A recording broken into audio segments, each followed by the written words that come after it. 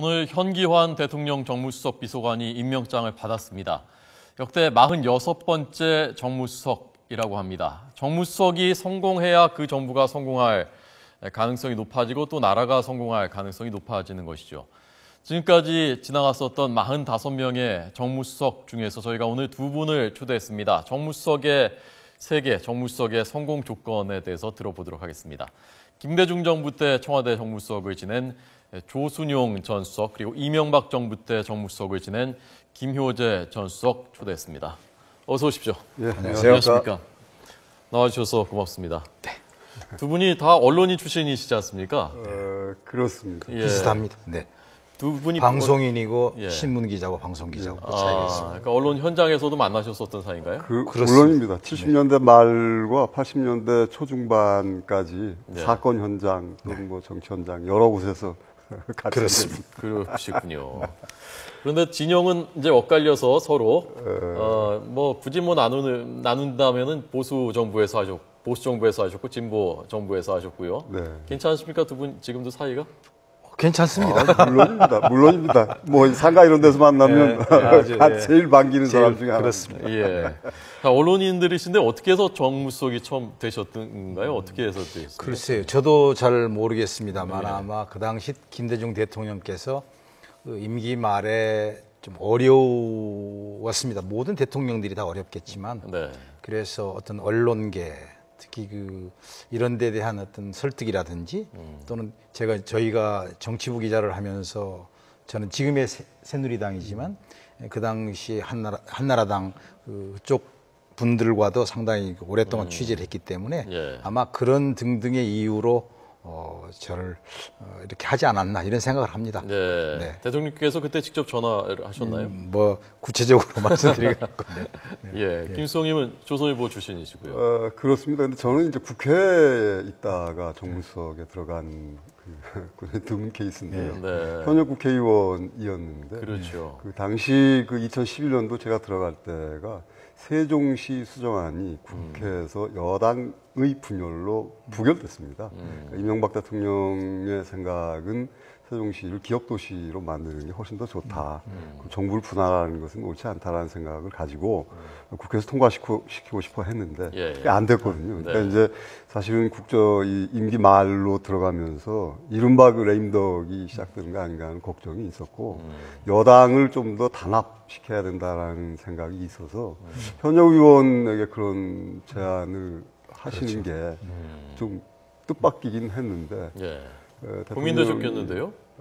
다음 선거를 나설 준비 포기를 했잖아요. 네, 그렇습니다. 그래서 지역구 그때 들어가면 이제 그 다음 선거가 얼마 남지 않았기 때문에 예. 들어가서 재선거하겠다고 몇 달 전에 또 그만둔다는 건 얘기가 아니고 국민에 대한 얘기가 아니죠. 그래서 나라를 위해서 하는 일이니까 그렇다면은 이명박 정부와 함께 일을 끝내는 게 좋겠다라는 생각으로 들어갔습니다. 근데 제 경우 조금 부연 설명을 하면 김대중 대통령이 아시는 대로 50년 만에 수평적 정권 교체를 이룩한 여야의 수평적 정권 교체를 이룩했지 않습니까? 예. 그런 등등의 어떤 의미가 있는 정권이고 그 정권이 김대중 대통령의 정부가 좀 더 잘 되는 것이 좋은 일이다. 저는 그런 생각을 했었거든요. 그래서 좀 더 가기를 원했고 결과적으로 노무현 대통령 당선으로 정권 재창출에 성공을 했지만 그러나 그게 여기 계시는 이명박 대통령 정권으로 넘어갔죠. 좀 더 갔으면 더 좋았을 텐데 하는 생각도 합니다. 그러니까 정부의 성공이냐 실패냐 하는 그 잣대 중에 하나는 사실은 재창출 정권을 자기 정당의 정권을 다시 만드느냐 만들지 않느냐는 것도 굉장히 중요한 그 기준일 겁니다. 그런 의미에서 우리 조순영 수석이 마지막 김대중 대통령의 마지막 정무수석이었고 바로 그 김대중 정권에서 노무현 정권을 만들어냈거든요. 물론 이제 다른 여러 가지 요인이 있겠지만 그런 의미에서 김대중 정부를 인정받는 것이고요. 또 그런 면에서 보자면 저 이명박 정부도 사실은 같은 당, 이름은 바꿨지만 뭐 그 당이 그 당이었으니까요. 한나라당에서 새누리당으로 바꾸긴 했지만 정권을 다시 만들었기 때문에 그런 의미에서 본다면 보수 정권의 재탄생이라는 면에서 이명박 정권을 평가할 수도 있을 겁니다. 두 분 다 그러니까 결국 성공한 정무수석이다라는 평가를 두 분이 해주셨습니다. 뭐 저도 뭐 그렇게 생각합니다. 제일 어려웠었던 순간, 지금 우리가 이런 얘기를 하는 것은 지금의 수석 또 앞으로 나올 수석들한테 반면 교사가 되고 역사의 교훈을 남겨주자는 의미에서 또 하는 것이니까요. 제일 어려웠었던 순간은 어떤 거였고 그걸 어떻게 극복하셨는지 좀 얘기를 해주시면 도움이 될 것 같습니다. 제가 먼저 할까요? 그 대통령께서 탈당을 했을 때 참 어려웠습니다. 김대중 대통령. 그 당시에 그 국회의원 국회 내에서 여당이죠. 민주당 안에서 어떤 그 가신 그룹을 공격을 하고 이런 것에 대한 어떤 반대 영향들로 인해서 대통령이 탈당을 하게 됩니다. 그리고 대통령 그 어떤 자식들의 문제가 생기고 여당 내에서도 공격에 들어오고 여러 가지 상황이 복잡해지면서 결국 대통령은 이제 탈당을 하게 되는데 탈당계를 가지고 이제 당을 갔죠. 가서 지도부에 제출을 했는데 이런 생각이 들었어요. 이게 앞으로 이렇게 되면 청와대와 당, 여당과의 관계가 공식적으로는 끝나는 겁니다. 공식적으로 만날 일도 없는 거죠. 비공식적인 것밖에 없지 않습니까? 그렇지 않다고 지도부하고 전화도 하고 수시로 만날 수 있었던 관계가 없어진다면 그 후원 뒤에 있는 어떤 그게 없어지는 거거든요. 그래서 그런 면에서 야 이거 앞으로 어떻게 해야 되느냐 굉장히 힘들었습니다. 그래서 지금도 가끔 그 여당 새누리당 얘기 들어보면 대통령의 탈당 얘기도 나오긴 한데 굉장히 힘들 겁니다. 그렇게 된다면. 물론입니다. 지금 참고로 이명박 대통령은 아직 새누리당원입니다. 그렇군요. 그럼요. 임기 끝날 때까지 한나라당을 그렇죠. 탈당하지 않았고요. 당청 관계는 아주 매끄러웠던 것은 아니지만 여하튼 그 권력을 가지고 있었던 청와대가 많이 그 참았던 점이 있고요. 그렇죠. 그래서 이제 그럼에도 불구하고 이제 지금 그 우리 조수석 말씀대로 김대중 대통령께서 탈당함으로써 당청 관계가 어려웠지만 아까도 말씀드린 것처럼 정권이 다시 만들어졌다는 건 굉장히 높이 평가해야 될 부분이죠. 그렇죠. 그 당시에 이제 그 아까 정무수석 얘기로 돌아가면 지금은 정무수석의 역할이 마치 그 당청 관계, 당과 청와대의 관계를 어떻게 하는 것처럼 되는데 사실은 정치권과 청와대라고 얘기를 봐야 되거든요. 여야를 막론하고. 그러니까 야당에 더 많이 포커스를 둬야 되는 거예요. 초점을 두어서 접촉을 하고 설득을 하고 대통령의 국정 철학이라든지 가는 방향을 좀 이끌도록 하는 것이 원래의 목적이라고 저는 생각합니다. 그런데 지금은 그것보다는 청와대하고 당하고 어떻게 좀 갈등이 생기는 거 하는 그게 좀 급하니까 지금. 그렇죠. 이제 그게 약간의 이 세월이 흐르면서 약간 변형된 겁니다. 그러니까 이명박 정부 때는 특임 장관을 두어서 사실은 그 역할을 분담하고 있었습니다. 그러니까 정무수석은 여당과의 대화 채널이었고요. 특임 장관이 현역 국회의원이 했기 때문에 늘 국회에서 야당과 접촉이 있었거든요. 그러니까 야당과의 대화 수요는 특임 장관이 소화를 하고 여당의 대화 수요는 정무수석이 했는데 사실은 그 정무수석의 역할은 대통령의 뜻을 당에 전하는 것도 있겠습니다만은 사실은 당은 정무수석이 굳이 전하지 않아도 대통령의 뜻을 다 압니다. 그렇다면 정무수석의 역할은 당의 뜻을 대통령에게 전달하는 것을 주로 해야 비로소 소통이 되는 겁니다. 그래야 그러니까 가급적 자주 많은 그 당의 당직자들이든 아니면 평의원이든 또는 그 외곽에 있는 그런 그 여러 가지 얘기를 들어서 대통령에게 전해야 비로소 대통령이 혼자 그러니까 대통령께서도 예를 들면 그게 누구이든 방송도 보고 신문도 보시고 뭐 다 여론을 듣지 않습니까? 그렇지만 정치 현장에 생생한 여론은 사실은 국회의원들이 상당히 많이 가지고 있습니다. 그리고 그 정치 현장에서 요구하는 그 요구 수요는 곧 선거에 반영이 되거든요. 그렇기 때문에 그 여당의 목소리를 많이 반영해야 되는 것은 정무수석이 지녀야 될 가장 큰 덕목 중에 하나입니다. 그게 그렇게 돼야 대통령이 성공을 하고 그러면 국가가 발전할 수 있고 국민들이 편안해지는 거거든요. 말하자면 어떤 일정한 정략적으로만 생각한다든지 이런 것보다는 대통령이 원래 추구했던 선거 때 내걸었던 공약이라든지 철학이 무엇인가를 잘 반영될 수 있도록 하는 거거든요. 그게 가장 필요한 게 나중에 얘기 나올지 모르겠습니다만은 대통령을 때로는 설득해야 되는 겁니다. 근데 우리가 말하는 설득, 그냥 설득은 아니죠. 기술이 필요한 것이죠. 그 단어를 어떻게 써야 되는 거고 이런 것부터 시작해서 굉장히 미묘한 게 있습니다. 그러니까 대통령의 연설 저희가 정무적인 판단한다고 얘기를 많이 하는데 대통령 청와대는 모든 게 정무적인 겁니다. 모든 게 정무수석이 다 관여할 수가 있을 수밖에 없는 거거든요. 대통령이 오늘은 어디 가서 무슨 얘기를 해야 되는지, 어떤 행동을 해야 되는지까지도 포함되는 거거든요. 가장 중요한 게 말입니다.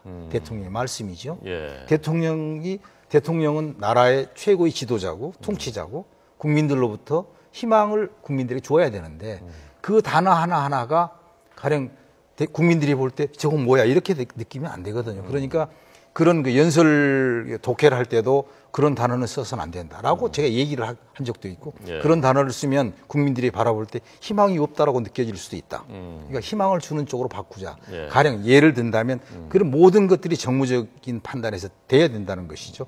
중요한 것은 대통령이 그걸 받아들일 수 있는 자세가 돼야 한다는 것입니다. 예.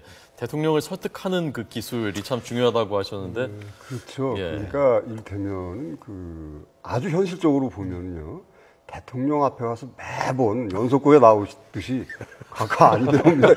이거요. 이거 사실은 쉬운 일이 할수 없습니다. 아닙니다. 그렇게 네. 하기는 쉽지 않습니다. 그러니까 뭐 여러 가지 방법이 동원이 되죠. 예를 들면 이런 겁니다. 뭐 몇 사람이 짜는 거죠. 짜고 내가 들어가서 깨지고 나오면 조금 있다가 제2번 타자가 들어가서 똑같은 얘기를 반복해서 또 깨지고 그러면 한 3번 타자가 들어갈 때쯤 되면 대통령도 이 자들 봐라 이렇게 되는 수가 있고요. 예. 또 다른 방법으로는 가령 우리가 참모의 입장에서 해서는 안 되는 말들이 있습니다. 그러나 대통령도 친구가 있고 다 지인이 있게 마련이거든요. 예. 그러면 어떤 지인과는 어떤 레벨에서는 어떤 정도의 깊이 있는 말들은 서로 주고받습니다. 그런 것들을 파악해서 우리가 그분들에게 적당히 대통령에게 이런 말을 좀 전해주세요. 라고 해서 대통령이 사이드를 통해서 설득되어서 우리에게 뭔가 지시를 하게 할 수도 있고요. 그리고 회의 때 동시다발적으로 같이 얘기할 수도 있고. 그러니까 그거는 결국은 이제 저희들의 그건 사실은 기술적인 문제인데요. 아까 조수석 말씀대로 가장 근본적인 것은 대통령이 그런 말을 들을 귀가 열려 있는가.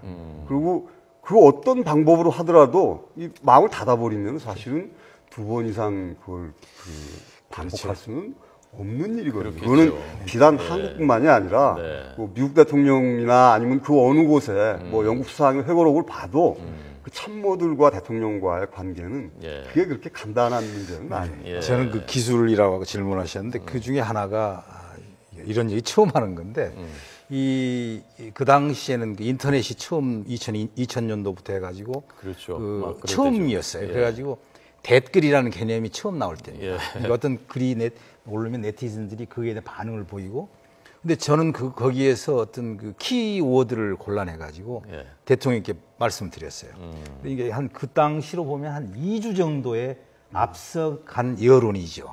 그러니까 지금처럼 이렇게 인터넷이 발달해가지고 붙어 있는 게 아니고 그 당시는 한 2주 정도, 열흘에서 2주 정도 시간이 있었어요.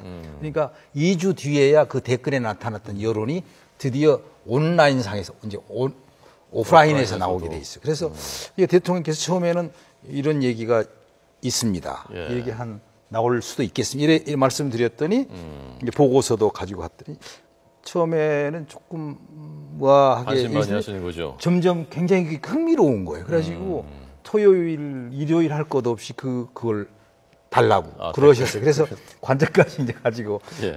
저희 밑에 있는 그 행정실 거기 고생을 많이 했지만 덕분에 예. 그래서 그것도 하나의 설득의 방법입니다. 예. 그래서 그것은 내가 말하는 게 아니고 이 네티즌들이 말하는 것이 예. 상당히 인어드밴스 선제적으로 나와 있는 여론일 수 있다. 수님이 댓글 다시고 그거 갖다 그렇게 할 수는 없죠. 그렇게는 할 수 없고 대통령을 속이는 건데 그건 곤란한 얘기죠. 자, 그래서 지금 그 두 분 말씀 듣다 보니까 그러면 지금 박근혜 대통령과 현교안 정무수석은 어떨 것인가? 이분이 어느 정도의 그런 설득의 기술을 발휘할 것이며 대통령께서는 어느 정도 들으실 것인가? 그런 부분들 궁금해지거든요. 김 수석이 먼저 답변해야 될 것 같은데. 현교안 수석은 18대 국회에 저하고 같이 국회의원 생활을 했습니다. 개인적으로는 많은 사이고요. 예. 성격도 수더분하고 매우 이제 화끈한 부산 사나이입니다. 부산 사나이고 상하간에 형님 동생 이러면서 아주 잘 지내는 사람이죠. 이제 아까도 말씀드린 것처럼 지금의 국정 운영은 사실은 어떤 면에서 보면은 국회의 동의를 받지 않으면 사실 행정부는 한 발도 나갈 수 없습니다. 그거를 저는 현교안 수석이 대통령에게 그 현실을 있는 대로 좀 말씀을 드렸으면 좋겠습니다. 왜냐하면 박근혜 대통령 같은 경우에는 여당의 그 대표로, 야당 대표부터 했지만 대표로 있으면서 사실은 박근혜 대표의 뜻이 관철되지 않은 일이 거의 없었거든요. 예. 그게 지금 청와대까지 갑니다. 그러나 지금의 정치적은 그렇지 않기 때문에 사실 그건 안 됩니다. 라는 말씀을 대통령께 드려야 될 것 같고요. 그것을 현관 수석이 얼마나 요령껏 잘 하느냐에 따라서 본인의 성패도 달려있고 또 국정 운영의 성패도 달려있다고 생각합니다. 가령 그런데 저희 정부 때 FTA 문제가 있었거든요. 그러니까 FTA를 비준을 국회에서 해야 되는데 국회에서 당시 지금의 새정치민주연합의 전신 민주당이 극력 반대하고 있었고 사실은 새누리당의 전신 한나라당에서도 농촌지역 의원 출신 의원들은 반대하고 있었거든요.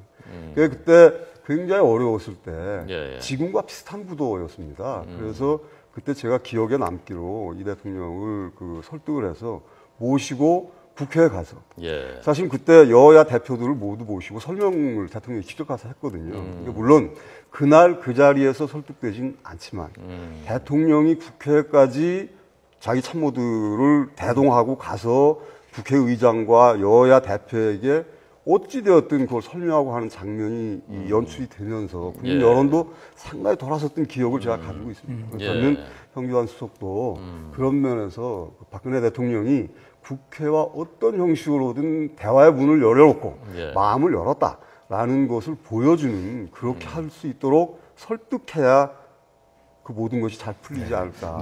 김 수석의 말씀은 이제 희망이고 그렇게 해야 된다는 당위적인 말씀하신 것 같은데 상황은 그렇게 녹록치 않은 것 같습니다. 우선 가장 중요한 문제가 대통령의 생각이 뭐냐. 과연 대통령이 정무수석이라는 자리를 인정하고 이용을 해서 국정에 도움이 되는 방향으로 쓸 거냐라는 생각을 해야 될 거고 그렇다면 정무수석의 말에 귀를 기울여야 되는 자세를 보여야 될 것이라고 저는 생각합니다. 그런데 현재까지 지금 대통령께서 이렇게 쭉 해오신 것을 보면 그렇게 귀를 기울일 것 같지는 않다. 제가 너무 단견을 왜 말씀드려서인지 모르겠습니다만은 그러나 김 수석 얘기대로 현 수석이 새로운 기술을 가지고 대통령을 설득해야 되는 굉장히 어려운 숙제를 안았다고 저는 생각합니다. 그러니까 아까 말씀드린 대로 여당은 물론이거니와 야당하고 그리고 언론계 또는 다른 여러 개 각계각층이 있지 않습니까? 거기에 나타난 것들을 정무적으로 판단을 해서 대통령의 국정 수행에 이렇게 가야 도움이 된다라는 설득을 지금과 같이 똑같이 하면 안 될 것 같아요. 뭔가 다른 방법을 해야 될 텐데 쉽지 않을 것 같아 이런 생각이 드는 겁니다. 두 분 말씀이면 뭐 제가 따로 질문을 드려도 되지 않을 정도로 오늘 그 얘기가 저도 굉장히 흥미롭게 들었고요. 한 번 더 모셔야 되지 않나 하는 생각을 했습니다. 오늘 나라에 도움이 됐으면 좋겠다는 그 충정으로 말씀해 주셨습니다. 두 분 잘 들었습니다. 고맙습니다. 네, 감사합니다. 감사합니다.